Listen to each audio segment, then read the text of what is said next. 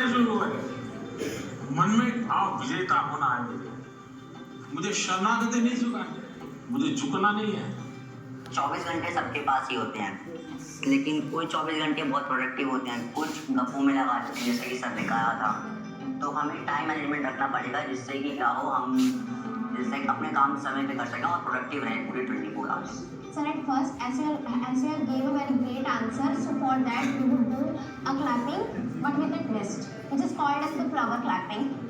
ये क्यों होता है मालूम है? Sir, this is for disabled people who can't hear.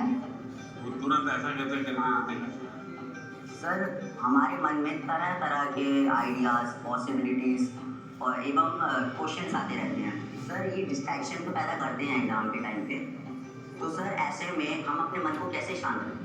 देखो, मैं नहीं मानता हूँ आप डिस्टर्ब रहते होंगे। सर, थोड़ा बहुत तो बताइए सर, क्योंकि आप डिस्टर्ब होंगे ऐसा मुझे नहीं लगता। Sir, distraction